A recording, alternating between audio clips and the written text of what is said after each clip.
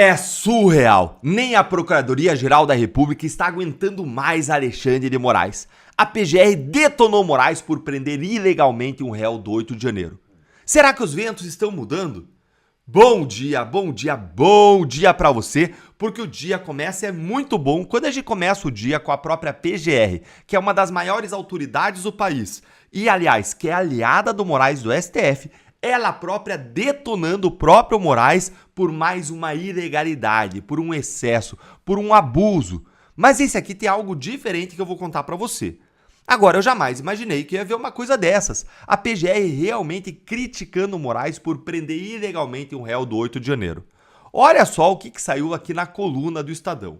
Gonê aponta erro em decisão de Moraes e pede liberdade a réu do 8 de janeiro. Gente, que vergonha! Que vexame pro Moraes. Olha, o Moraes aqui ele vai ficar até aqui envergonhado. Ele que nos acompanha aqui do ladinho nos vídeos, ó, vai ficar aqui no cantinho pensando. Que vexame.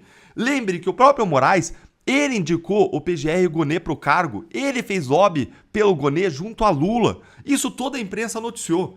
E agora o PGR Gonê, ele tendo que dizer nos autos que o ministro cometeu uma ilegalidade prendendo alguém que jamais deveria estar preso. Deltan, mas que história é essa? O que aconteceu? Olha, o que aconteceu foi o seguinte, um réu do 8 de janeiro, o Divânio Natal, guarde seu nome, Divânio Natal, essas pessoas que são abusadas, tem que guardar o nome delas, que são provas das ilegalidades, como a Cristiane Angélica, como a Débora do Batom, como o Lucimário Benedito, a gente tem que gravar esses nomes, esse é Divânio Natal. E ele é réu no STF por incitação ao crime e associação criminosa, e aí ele cumpria medidas cautelares lá na casa dele com o uso de tornozeleira eletrônica. Só que, subitamente, Moraes ordenou a prisão preventiva dele por ter supostamente rompido a tornozeleira eletrônica e estar foragido. Só que, quando a polícia chegou na casa dele para prendê-lo, encontrou ele lá, normalmente, usando a tornozeleira. E ainda assim foi preso. Como assim? Acompanha aqui essa história pra lá de surreal. Aí, ó. Na última semana, a defesa do réu havia afirmado que Natal cumpria as medidas cautelares em Uberlândia, comparecendo semanalmente ao fórum da cidade.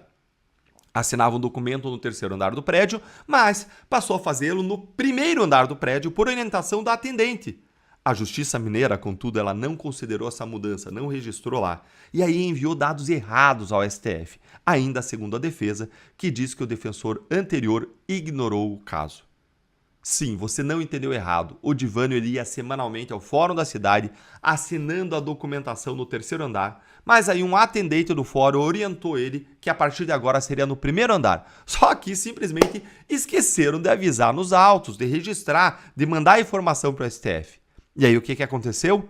O Moraes considerou que ele tinha rompido a tornozeleira eletrônica, que ele não estava mais indo para o fórum para registrar a presença, comparecendo ao fórum e que ele tinha fugido. E por isso ele está preso ilegalmente, injustamente, erradamente. Está preso desde abril, há 6 meses. 6 meses preso, ilegalmente, incorretamente. 6 meses a pessoa com a sua vida privada de liberdade. Olha aqui o que a advogada comentou.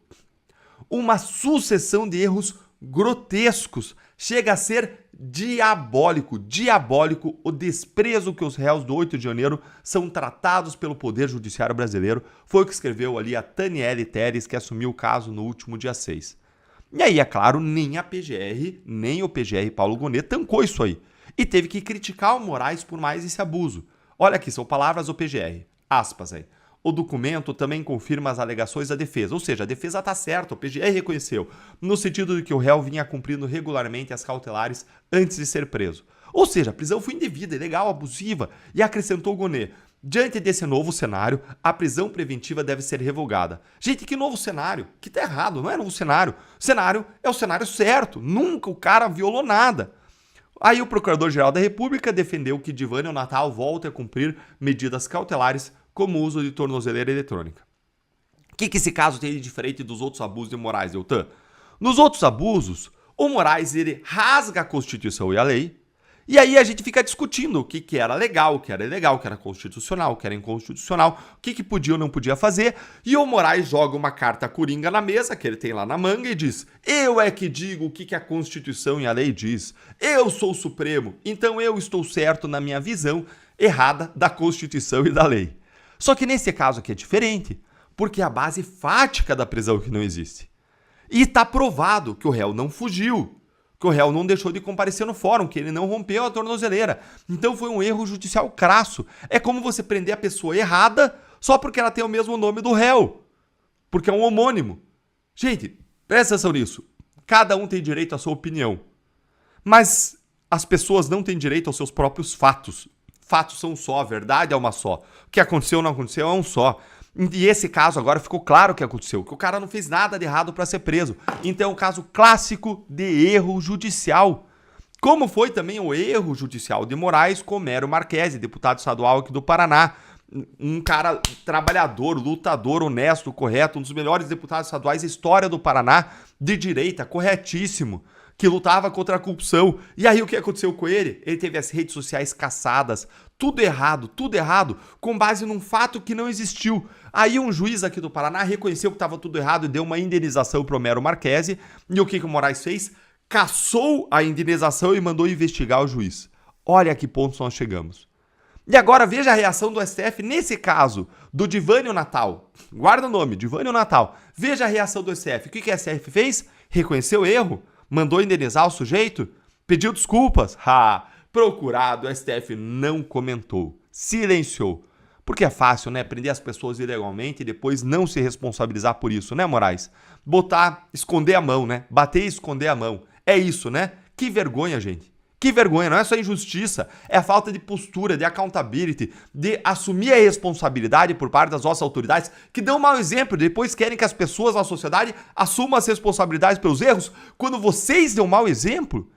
E se vier a indenização pelo erro agora, a ação de indenização, o que você vai fazer, Alexandre de Moraes? Vai caçar de novo e mandar investigar o juiz para esconder os seus erros? Que absurdo. Gente, olha, isso aqui é surreal. E a grande imprensa, vez por outra, aparece com essas matérias, contando aquilo que a gente já sabe, que Moraes abusa do seu poder.